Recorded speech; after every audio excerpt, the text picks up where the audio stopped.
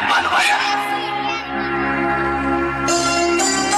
যাকে আমি অনেক দিন ধরে খুঁজে বেড়াচ্ছি। হয়তো সেও আমাকে একইভাবে খুঁজছে।